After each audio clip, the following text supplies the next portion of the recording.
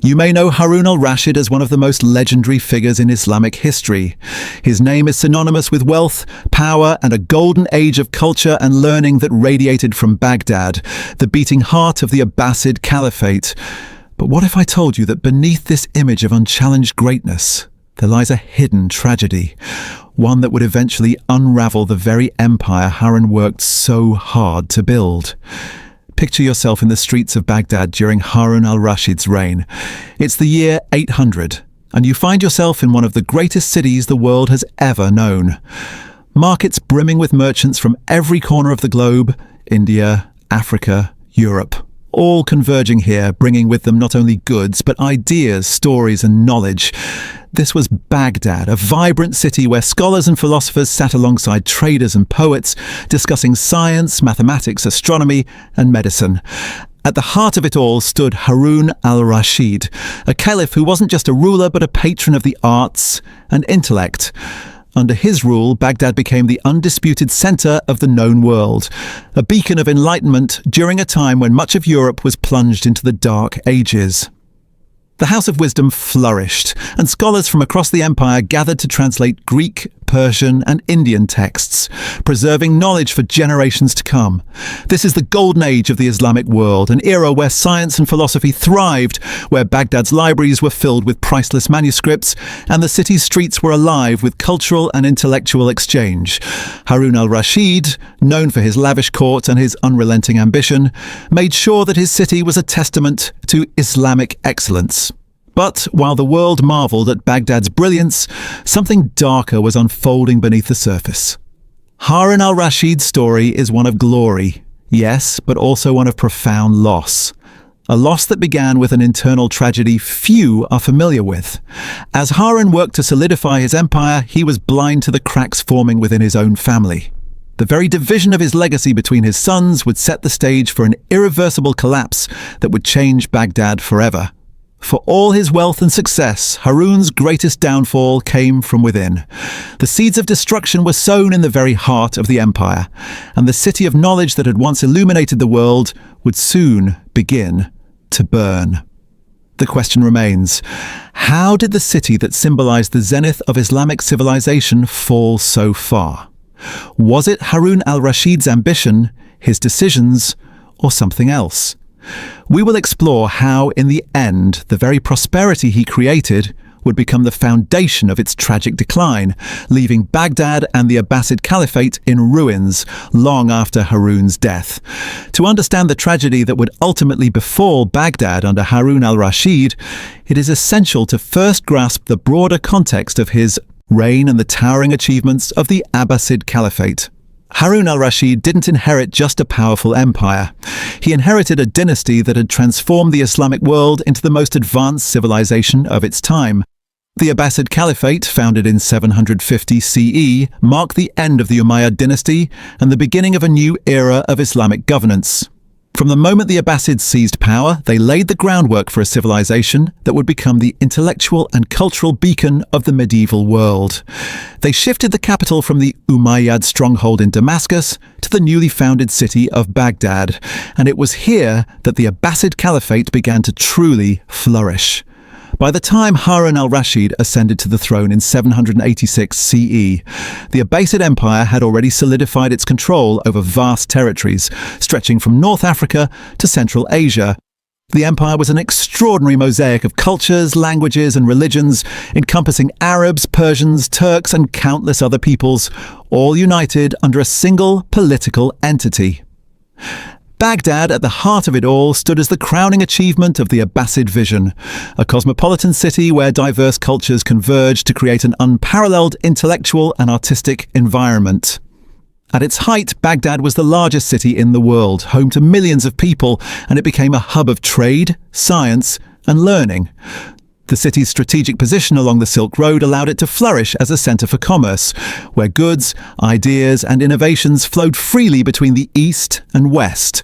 Merchants from India, China, the Byzantine Empire, and Africa filled its bustling markets, bringing not only products like silk, spices, and precious metals, but also new scientific knowledge, artistic techniques, and philosophical ideas. But what truly set Baghdad apart was its role as the intellectual capital of the Islamic world. The Abbasid Caliphs, especially Harun al-Rashid, saw the value of knowledge as a powerful tool for ruling an empire. Harun's court became a sanctuary for scholars, poets, scientists, and philosophers. The House of Wisdom, founded by Harun's predecessor, Caliph Al-Ma'mun, was one of the world's first major libraries and academies where Greek, Persian and Indian texts were translated into Arabic, preserving and expanding on the knowledge of the ancient civilizations. Baghdad was not merely a city of wealth, it was a city of ideas. It was the birthplace of groundbreaking advancements in medicine, astronomy, mathematics, and philosophy. The works of great scholars like al-Khwarizmi, the father of algebra, and Ibn al-Haytham, the pioneer of optics, were studied and celebrated here. The contributions of these scholars would later form the foundation for much of the scientific revolution in Europe centuries later. But it wasn't just science and medicine that flourished in Baghdad. The arts also reached unparalleled heights. Poets like Abu Nuwas filled the air with verse, while musicians and artists created masterpieces that would inspire generations. The fusion of Persian, Greek, Indian, and Arab influences in art, literature, and architecture created a cultural renaissance that transcended the boundaries of the Islamic world. Under Harun al-Rashid's patronage, Baghdad became the undisputed center of the Islamic Golden Age, a time when the Islamic world was the global leader in intellectual and cultural achievement. Harun's court was a reflection of this grandeur, a lavish setting where scholars, poets, and artists were not only welcomed, but encouraged to push the boundaries of knowledge and creativity. The Caliph himself was a patron of the arts and sciences, a lover of poetry and philosophy, and a ruler who believed that knowledge was as important as power in securing the empire's future. But the achievements of this golden age were not without their challenges. The vast empire Harun governed was not an easy one to manage. It was a patchwork of diverse regions and peoples, and while Baghdad stood as a model of unity and prosperity, the empire was often strained by internal tensions. Political rivalries, religious factions, and economic disparities created undercurrents of discontent that threatened to undermine the stability of the empire. Even at the height of its power, the Abbasid Caliphate faced growing pressures from within. One of the key factors that shaped the political atmosphere of Harun's reign was his relationship with his court. Unlike previous caliphs, who often ruled from a distance, Harun spent considerable time at the heart of his empire, engaging directly with his officials, generals, and scholars. His court was filled with key figures who shaped the policies of the Abbasid Empire, including viziers, military leaders, and religious scholars. The most prominent of these figures was his trusted vizier, Yahya ibn Khalid, a Persian who was instrumental in maintaining order and overseeing the empire's administration. However, the reliance on these key figures also created an intricate web of alliances and rivalries that would eventually lead to tensions, particularly within Harun's own family. Harun's reign, marked by impressive military victories and economic prosperity, also sowed the seeds of later conflict. His ambition to maintain control over his vast empire led him to make significant decisions about succession that would, unbeknownst to him, begin to tear at the fabric of his achievements. While Harun was preoccupied with strengthening Baghdad's position as a cultural and intellectual hub, he failed to foresee the internal struggles that would emerge, particularly in the aftermath of his death. The very dynasty that had brought the world into the Islamic Golden Age would soon be thrust into political chaos. As Harun al-Rashid's reign continued, Baghdad remained a jewel of the Islamic world. But even amidst the grandeur of its golden age, the cracks in the empire's foundation were beginning to show, cracks that would eventually bring about its slow, painful decline. This decline was not inevitable, but it was set in motion by choices made long before Harun's death, and it would take a toll not only on Baghdad but on the entire Islamic civilization. In the next chapter of our story, we will explore how Harun al-Rashid's decisions, both political and personal, would come to haunt him, and how the once thriving city of Baghdad would be slowly torn apart by division, betrayal, and loss. Harun al-Rashid's rise to power was swift, and his reign would be remembered as one of the most prosperous in Islamic history. From the very beginning, he sought to build upon the legacy of the Abbasid Caliphate. But unlike his predecessors, Harun understood that the empire's future lay not just in military victories, but in the cultivation of knowledge, culture, and trade. His success in transforming Baghdad into a global metropolis was extraordinary, but beneath this brilliance lay the seeds of a tragedy that would unravel all that he had built. When Harun al-Rashid ascended the throne in 786, the Abbasid Caliphate was already a sprawling empire, stretching from North Africa to the borders of Central Asia. Yet it was under his reign that Baghdad would come to symbolize the very height of human achievement. Baghdad wasn't just the capital, it became the center of intellectual and artistic life for the entire Islamic world. It was a city that drew scholars, poets, traders, and diplomats from all over the known world. And at the heart of it all stood Harun al-Rashid, a ruler who understood the importance of knowledge as much as he understood the power of the sword.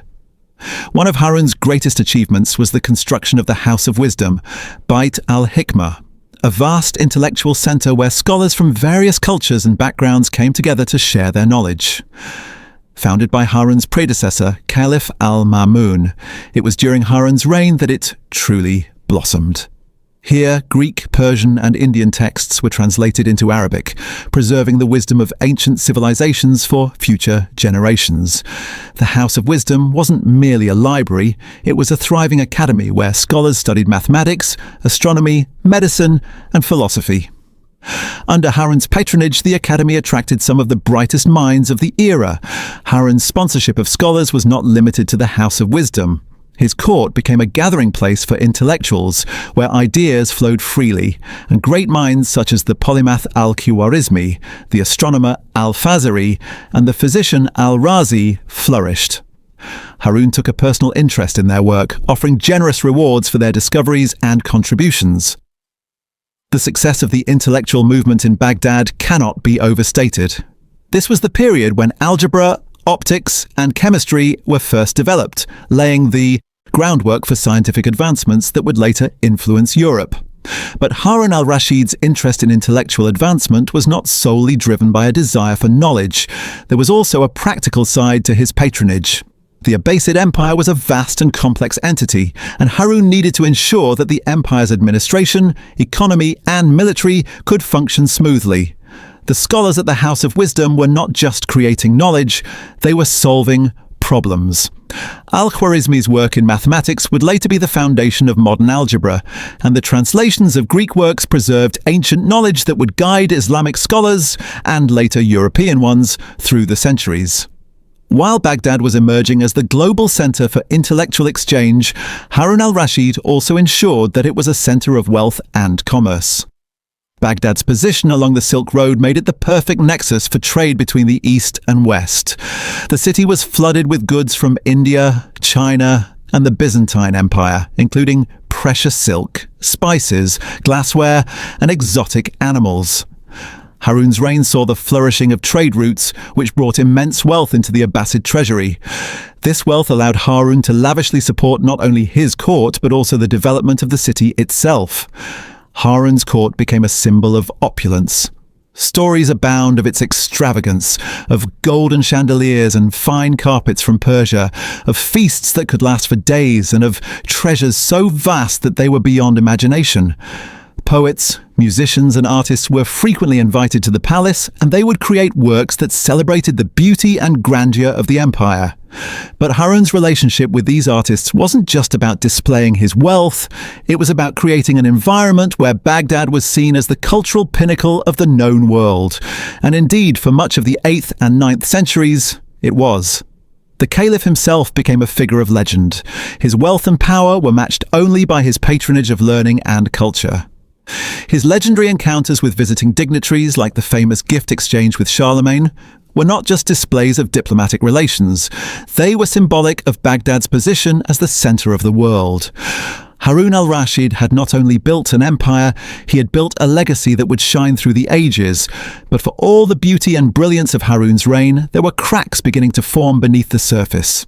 As Harun focused on Baghdad's intellectual, cultural, and economic growth, the empire was experiencing growing internal discord. Political tensions within the ruling family, particularly over succession, were simmering. Harun had several children, and while his eldest son, Al-Amin, was his designated heir, Harun had other sons who also held significant power within the empire. The Caliph's attempts to keep his sons in line and prevent them from becoming rivals would soon become a major source of conflict. Harun's relationship with his family was complicated. His brothers, cousins, and other relatives were constantly vying for influence, and their ambitions were often at odds with the unity that Harun had carefully cultivated. Though Harun was a wise and shrewd ruler, his attempts to manage the factions within his family would set the stage for future tragedy. In 797, tensions between the Shia and Sunni factions in the empire began to grow, a deep-rooted division that would ultimately come to a head during Harun's reign. The rise of the Shia revolt in the provinces, particularly in the regions of Persia, was a direct challenge to Harun's authority. His attempts to quell these uprisings through military force would only deepen the divisions within his empire. The Shia rebels, many of whom were inspired by the belief that the true leadership of the Muslim world belonged to the family of Ali, saw Harun and the Abbasids as illegitimate rulers. The revolt would not be fully crushed until after Harun's death, but the damage had already been done. Internal strife was beginning to destabilize the empire. While Harun's early years on the throne were marked by immense success, the warning signs of internal division were beginning to take shape. His focus on intellectual achievements and wealth had created an empire that seemed invincible, but it was this very focus that led him to neglect the brewing storm within his family and his empire. By the time the first cracks in the Abbasid unity appeared, Harun was already entrenched in the belief that Baghdad's golden age would last forever. Little did he know, the very empire he had built was already beginning to fracture. Baghdad's rise as the center of the Islamic world, the center of knowledge, culture, and trade, would not be enough to protect it from the divisions growing within the empire. Harun al-Rashid had laid a foundation of prosperity, but he was about to face challenges that no amount of wealth, knowledge, or military might could overcome, and in the years to come those cracks would widen, setting the stage for a tragedy that would shatter the Abbasid dream and change the course of history. In the next chapter of our story, we will see how Harun's decisions, driven by both ambition and the desire for legacy, would lead to a devastating family conflict that would destroy the very unity that had made the Abbasid Empire so powerful. As the years passed, the brilliance of Harun al-Rashid's reign began to show the first signs of decay. The golden age of Baghdad, built on intellectual achievement, economic prosperity, and military dominance, was soon confronted with political instability, familial discord, and external threats that would eventually erode the very foundation Harun had worked so hard to build. Harun al-Rashid, once the powerful and unchallenged ruler of the Abbasid Caliphate, would find that no amount of wealth, knowledge, or even military might could protect his empire from the brewing storm within and around it. The first cracks in the Abbasid Empire's grandeur began to appear when Harun, now in his late 40s, made a fateful decision that would shape the future of Baghdad and the entire Caliphate. Concerned about his succession and the stability of the empire after his death, Harun decided to divide his vast domain between his sons, Al-Amin and Al-Ma'mun. This decision, intended to ensure a smooth transition of power, would ultimately sow the seeds of conflict and division that would tear apart both the empire and the city of Baghdad itself. Al-Amin, the older son, was designated as the heir to the western provinces, including the rich regions of Iraq, Syria, and the Arabian Peninsula. Al-Ma'mun, the younger son, was given control over the eastern provinces, including Persia, Khorasan, and the lands extending into Central Asia. While Harun believed this division would maintain peace by granting each son authority over a distinct territory, it was a decision that ignored the complex nature of dynastic politics. By dividing the empire, Harun inadvertently created a fertile ground for rivalry and civil war. His sons, though once united in their allegiance to their father, soon became competitors for the caliphate, and the peace he had hoped to preserve quickly dissolved. The impact of this division on the central authority of the Abbasid Caliphate was profound. Harun had ruled as a strong, centralized figure, but by dividing the empire, he weakened his own power. The once unified Abbasid state was now split into two factions, each governed by one of his sons. As Al-Amin and Al-Ma'mun began to establish their own power bases, the central authority that had held the empire together began to crumble. Local governors, military commanders, and religious leaders began to act with increasing autonomy, leading to a rise in regional powers and the decline of the caliphate's ability to maintain control over its vast territories. The weakening of central authority allowed regional rulers to assert themselves more freely. As Al-Amin and Al-Ma'mun jockeyed for power, the caliphate's ability to govern from Baghdad began to falter. Instead of being the wellspring of unity, the capital became embroiled in intrigue and factionalism. The once cohesive political structure was now a patchwork of competing interests, with different factions vying for control. The fragmented nature of the empire meant that local leaders often operated without consulting the caliph, and rebellion became a common recourse for those who disagreed with the decisions made in Baghdad. But it was not only internal strife that harbored danger for the Abbasid Empire. The empire's external position was increasingly threatened by the rise of powerful neighbours. Harun al-Rashid's early military successes had secured the empire's borders, but by the time he divided the empire, between his sons, the Abbasids were facing challenges from the Byzantine Empire in the west, the rising Fatimids in North Africa, and increasingly restive and powerful local rulers in Persia and Central Asia. The Mongols, though still distant, were already beginning to consolidate their power in the east, and their eventual invasion would prove to be the final blow to the empire. The external threats were compounded by the mounting internal tensions within Baghdad, creating an unstable and volatile situation. Perhaps the most shocking consequence of Harun's decision was the toll it took on his family. The division of the empire, rather than securing a peaceful succession, instead deepened the rifts between his sons. Al-Amin, the older son, was a more traditional ruler, inclined to rely on the existing power structures and military force to maintain control. Al-Ma'mun, on the other hand, was more intellectual and progressive, placing greater emphasis on reform and the expansion of knowledge. While Harun had hoped to balance these differences by assigning them separate territories, the resulting rivalry would become irreconcilable. The tension between Al-Amin and Al-Ma'mun erupted into open conflict soon after Harun's death. Al-Amin, feeling that his position was threatened by his younger brother, took aggressive actions to secure his rule. He began undermining Al-Ma'mun's authority, even going so far as to imprison his brother's supporters in Baghdad. Al-Ma'mun, for his part, was not one to be easily subdued. In 812, Al-Ma'mun, having secured support from the powerful military governor Tahir ibn Hussein, declared war on his brother and marched toward Baghdad. The two brothers, once united under their father's rule, were now locked in a bitter civil war. The Battle of the River Zab in 813 was the pivotal moment in this struggle for power. In a decisive military engagement, Al-Ma'mun's forces defeated Al-Amin's army. Al-Amin, who had once been Harun's heir, was captured and executed, marking the tragic end of his reign. His death symbolized the collapse of the unity that Harun had tried so hard to preserve. The consequences of this civil war were far-reaching. Baghdad, the once glorious capital, had been torn apart by the conflict between the two brothers. While Al-Ma'mun emerged victorious, the war left Baghdad in ruins. The city's once thriving streets became filled with chaos and bloodshed. The House of Wisdom, which had once stood as a symbol of Baghdad's intellectual supremacy, was now caught in the crossfire of the war. The cultural and intellectual climate that had flourished under Harun's rule began to deteriorate as scholars, poets, and artists fled the city or were caught up in the violence. But the political and military losses were not the only consequences. The Abbasid Empire, once a beacon of unity and prosperity, was now fractured beyond repair. The division of the empire, far from ensuring stability, had opened the door to chaos.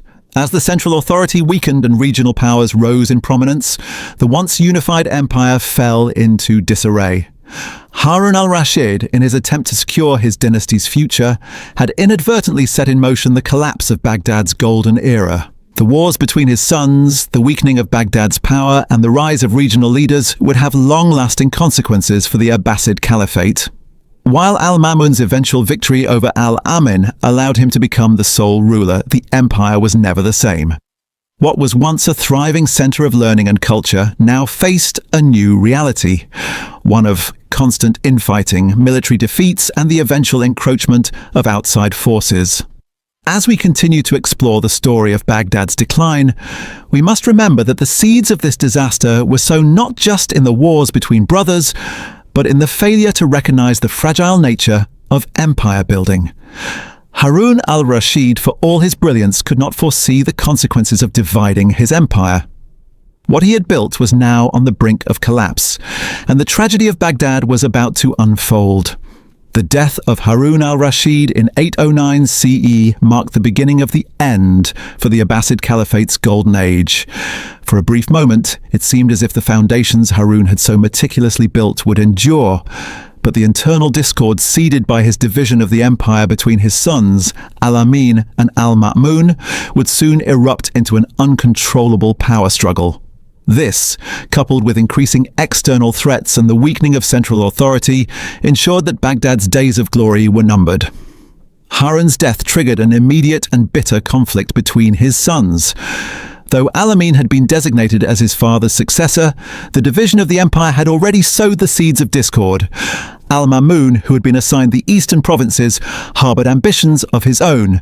He had established a power base in Persia and was deeply dissatisfied with the autonomy his brother enjoyed in the west. Despite their shared bloodline, Al-Amin and Al-Ma'mun quickly found themselves in irreconcilable conflict, with each claiming the caliphate as his rightful inheritance. The power struggle between the two brothers reached its violent zenith with the Battle of the River Zab in 813 CE.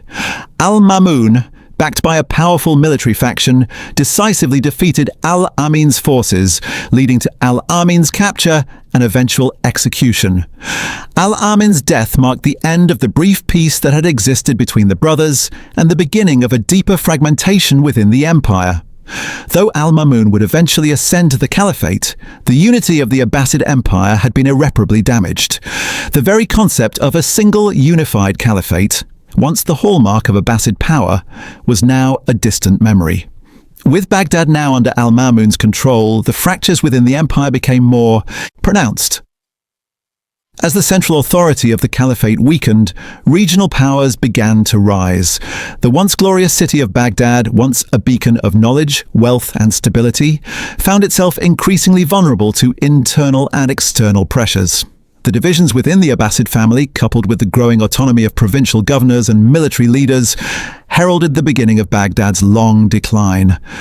The decline of Baghdad was not just a political and military crisis, it was also cultural.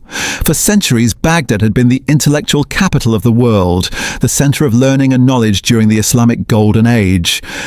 The House of Wisdom, established under Harun al-Rashid, had attracted scholars from across the Muslim world, where they translated Greek, Indian, and Persian texts, preserving the intellectual heritage of ancient civilizations. This repository of knowledge was a symbol of the empire's greatness, representing not only the Abbasids' intellectual prowess, but their commitment to preserving and expanding human understanding.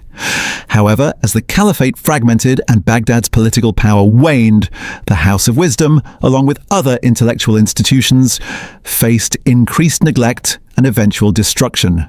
In 1258 CE, nearly 450 years after Harun's death, the Mongol invasion would bring a final, catastrophic blow to Baghdad's once thriving cultural landscape.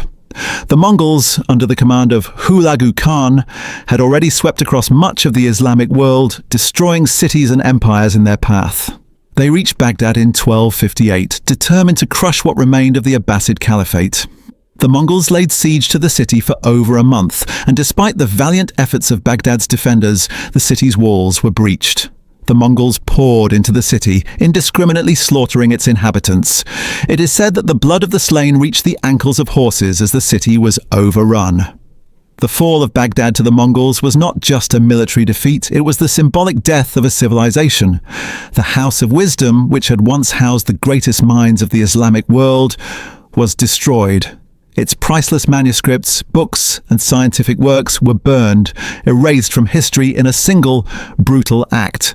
The destruction of these texts was a catastrophic blow to the preservation of knowledge, and it would take centuries for Europe and the rest of the world to recover the intellectual ground lost during this time. The Mongol invasion marked the end of Baghdad's status as the world's intellectual capital. The city that had once led the world in medicine, mathematics, astronomy, and philosophy was now a desolate ruin. Its libraries and schools, which had nurtured the great minds of the Islamic Golden Age, were silenced. The fall of Baghdad symbolized the collapse of the Abbasid dynasty and the end of an era. But the consequences of Baghdad's fall went far beyond the physical destruction of the city. The cultural and intellectual losses were incalculable. In the aftermath of Baghdad's fall, the Abbasid Caliphate ceased to be a major political force in the Muslim world. The Mongols, while they eventually converted to Islam, did not restore the city to its former glory. Instead, they moved the capital to Samarkand, far from Baghdad's ruins. This shift marked the end of an era where the center of Islamic power and culture resided in the city that Harun al-Rashid had so carefully nurtured. For the Muslim world, the loss of Baghdad was a devastating blow to its cultural and intellectual legacy. The destruction of the House of Wisdom represented not only the loss of irreplaceable knowledge, but also a symbolic rupture in the continuity of Islamic civilization. Scholars and scientists who had once thrived in the city now scattered across the world, with many fleeing to Egypt, Syria, and North Africa. The loss of such a critical intellectual center delayed the development of scientific progress in the Islamic world for centuries, and it would take the Renaissance in Europe before much of the knowledge from Baghdad would find its way back into the Western world. But even in its death, Baghdad's legacy continued to resonate. The fall of the city, though catastrophic, did not extinguish the spirit of intellectual inquiry that had once flourished there. The remnants of Baghdad's knowledge, preserved in scattered manuscripts, would later be rediscovered and play a crucial role in the intellectual movements that shaped the future of the world. The destruction of Baghdad also left a deep mark on the Islamic world. The memory of the city's glory remained alive in the hearts of Muslims, who viewed it not only as the physical capital of the Caliphate, but also as the spiritual and intellectual heart of their civilization. The fall of Baghdad was not simply the fall of a city, it was the fall of an ideal. The ideal of a unified, flourishing Muslim world, united under a single caliphate. In the years following the Mongol sack, the caliphate was never able to recover. The political fragmentation that had begun with Harun al-Rashid's division of the empire had now become permanent. Baghdad, which had once been the epitome of Islamic unity and intellectual achievement, was reduced to ruins, its history nearly forgotten for a time. Yet the impact of its destruction would resonate for generations to come. The fall of Baghdad, though tragic, is a powerful reminder of the fragility of empires. Harun al-Rashid's creation, which had seemed invincible at its height, was brought to its knees by internal divisions, external pressures, and the unchecked ambitions of his successors. The city that had once illuminated the world now lay in ruins, its legacy scattered across time and geography, but still shining through in the pages of history. The fall of Baghdad, particularly the Mongol sack of 1258, was not just the collapse of an empire.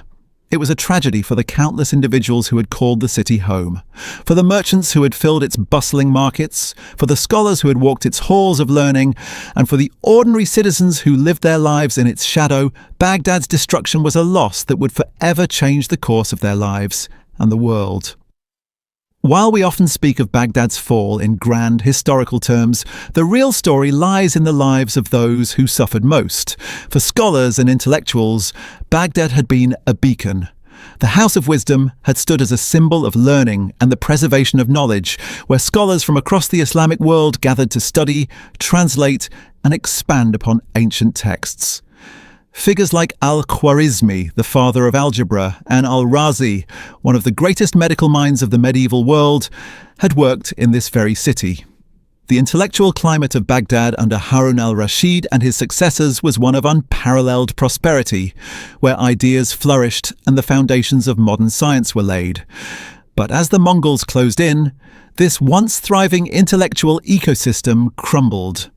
Ibn al-Haytham, known as the father of optics, had spent years in Baghdad refining his theories and ideas. His work in optics would later shape the development of modern science, yet his life's work, along with that of countless other scholars, was brutally interrupted. The House of Wisdom, which had once been a sanctuary for scholars, was destroyed by the Mongols, and its vast collection of manuscripts and books was lost to the flames. The words of al-Khwarizmi and al-Razi, whose works had been translated into Latin and shaped the intellectual trajectory of Europe, were reduced to ash. What must it have been like for these intellectuals, watching the destruction of everything they had spent their lives building? For many, their work was not just a career, but a calling, an attempt to expand human knowledge and leave a legacy. The loss of the House of Wisdom was not merely the loss of a building, but the destruction of centuries of intellectual effort. As the Mongols tore through the city, scholars, many of whom had devoted themselves to translating the works of the Greeks and Romans, were either killed in the streets or forced to flee. Their careers shattered, their work left in ruins. They watched helplessly as the fruits of their labor went up in smoke. One particular intellectual whose fate remains shrouded in mystery is Ibn al-Shatir, an astronomer and mathematician who had made significant contributions to Islamic astronomy in Baghdad. His work, which would later influence the Copernican model of the solar system, was stored in the libraries of the city, and after the Mongols' attack, his life's contributions were nearly erased. Whether he survived the sack is uncertain, but his work was undoubtedly lost to history. Such was the fate of Baghdad's intellectual elite, brilliant minds, whose contributions were snuffed out by a single cataclysmic event. But it wasn't only the scholars who felt the weight of Baghdad's fall. The merchants who had once thrived in the city's bustling markets were also devastated. Baghdad, located at the crossroads of the Silk Road, had been a hub of trade for centuries. Goods from China, India, Africa, and Europe flowed through its streets, creating a vibrant economy that supported countless families. Merchants, from those selling textiles to those trading spices and precious metals, had built their lives around the prosperity of Baghdad. For these merchants, the fall of Baghdad was the collapse of their livelihood. As the Mongols stormed through the city, they ransacked stores and looted everything in sight. The once bustling marketplaces were reduced to rubble, and families who had made their living selling goods found themselves destitute. Traders who had once made fortunes from Baghdad's position on the Silk Road were now forced to flee with nothing but the clothes on their backs. In the aftermath, some of these merchants would seek refuge in other cities, but many were left with little hope of rebuilding their former lives. One story stands out: a merchant family that had run a textile business in Baghdad for generations. Their shop, located near the main marketplace, was a symbol of their wealth and success. But when the Mongols arrived, their entire inventory was looted. Not only did they lose their business, but they also lost their home as the invasion brought widespread destruction across the city. The father of the family, a once proud businessman, was said to have died in the chaos, while his sons were forced to seek refuge in Cairo, far from their homeland. For them, the fall of Baghdad was the end of an era, and rebuilding their lives would take years if it ever happened at all. For the ordinary citizens of Baghdad, the invasion was a personal nightmare. Unlike the scholars and merchants who could at least flee the city, many citizens had no such option. Baghdad was their home, and they had nowhere else to go. As the Mongols approached, panic spread throughout the city. Women, children, and the elderly found themselves caught in the middle of a brutal conflict that left no one untouched. With the walls of Baghdad breached, the Mongols poured into the city, killing civilians indiscriminately. The streets that had once been vibrant with life were now filled with blood. Survivors of the sack of Baghdad recalled the sheer horror of seeing their families torn apart and their homes destroyed. One survivor, an old woman who was part of a family of artisans, recounted how her husband was killed in front of her eyes, his body left in the streets to rot. She spoke of how, after the invasion, she and her children had no choice but to beg for food in nearby cities. The woman's voice trembled as she recalled the moment she learned that the library, where her husband had worked as a scribe, was burned to the ground. All the written works, family histories, and documents that had been passed down for generations were lost. But even in the face of such overwhelming tragedy, there were stories of resilience. Many survivors of the sack of Baghdad managed to escape the city and rebuild their lives elsewhere. The destruction of Baghdad was not the final chapter for every citizen. Though they had lost everything, many found solace in the shared memory of their city's former glory.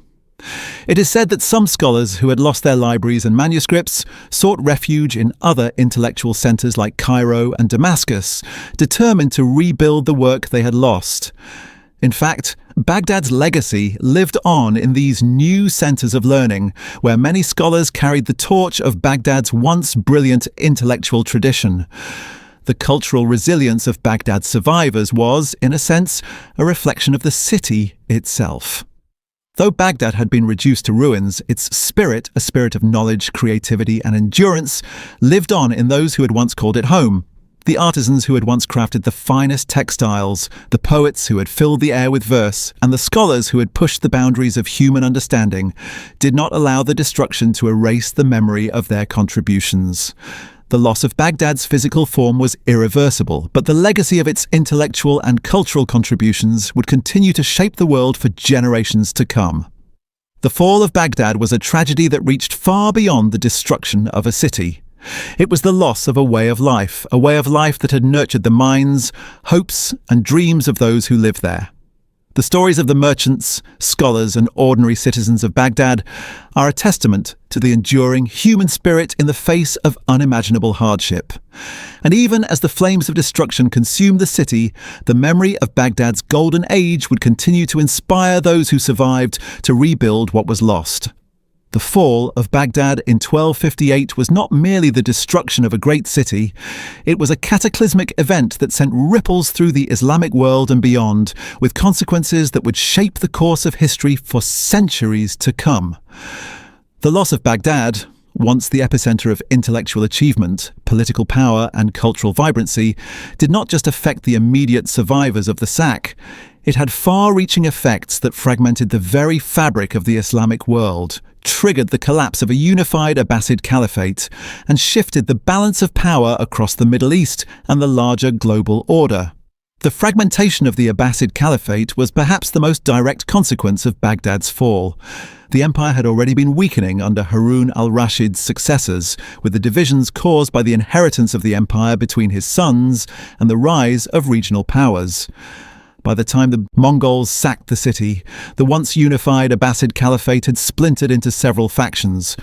What remained after the destruction of Baghdad was little more than a shadow of its former self. The caliphs, who had once held absolute authority, were no longer the unifying force they had been during the height of the empire. The death blow came when the Mongols took control of Baghdad and destroyed the heart of the Abbasid government. The political authority of the Abbasid caliphs was severely weakened, and while some Abbasid figures continued to rule in exile, they were nothing more than symbolic leaders without true power. The caliphate fractured completely. Regional powers began to rise as local dynasties established their own rule over different parts of the Islamic world, from the Mamluks in Egypt to the Ottomans in Anatolia, further eroding the unity of the caliphate. In the wake of Baghdad's fall, the Islamic world would experience a long period of political instability, as the absence of a central, unifying authority left room for competing powers. The idea of a united Muslim empire under a single caliph was effectively destroyed, and the Islamic world became a patchwork of rival states, each vying for power and influence. The unity that had once been a hallmark of the Abbasid Caliphate now gave way to the rise of increasingly isolated political entities, each with its own agendas. But the fragmentation of the Abbasid Caliphate was not the only consequence. The cultural and intellectual vacuum left by the fall of Baghdad was profound. For centuries, the city had been the shining beacon of intellectual achievement, home to the world-renowned House of Wisdom and a thriving community of scholars, poets, and artists. With the destruction of the House of Wisdom, many of the greatest works of Islamic scholarship were lost to history.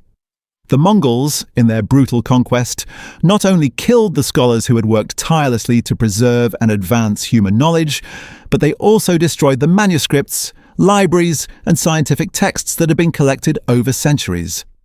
The intellectual devastation was perhaps the most irreversible aspect of Baghdad's fall. The loss of ancient texts, many of which were irreplaceable, set back Islamic scholarship by centuries. Works on medicine, astronomy, mathematics, and philosophy that had been developed and refined in Baghdad were lost forever in the flames. The translation movement, which had brought Greek, Persian, and Indian knowledge into the Arab world, was halted, and the continuity of scientific progress was shattered. In a matter of days, Baghdad's once thriving intellectual life was extinguished, and the cultural and scientific center of the Islamic world was obliterated.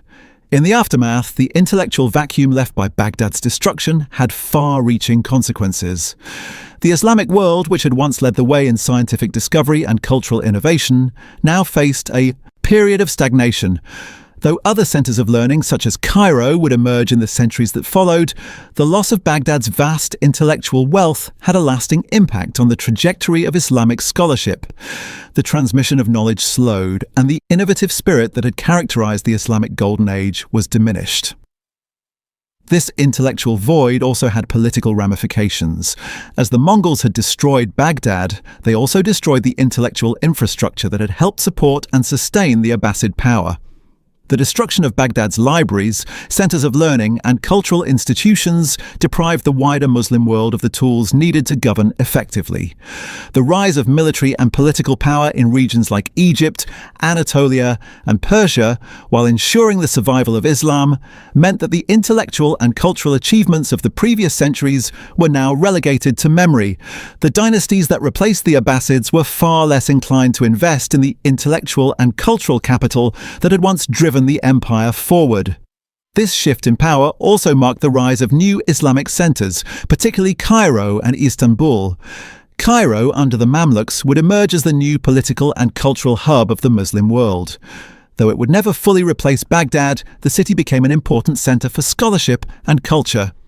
The Al-Azhar University in Cairo, founded in the 10th century, would continue to be a central institution of learning in the Islamic world, but it did so in the absence of the rich intellectual tradition that Baghdad had once fostered.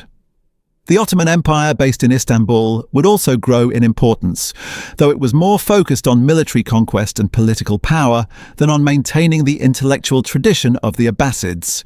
Despite these new centers of power, the shift in power to Cairo and Istanbul also marked the decline of the intellectual unity that had been at the core of the Abbasid vision. These new centers, while culturally significant, did not have the same intellectual focus that Baghdad had once embodied.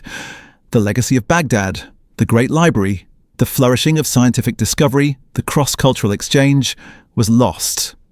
Instead, the Muslim world began to look inward, focusing more on military conquest and political power, while the vibrant intellectual culture of Baghdad faded into the background.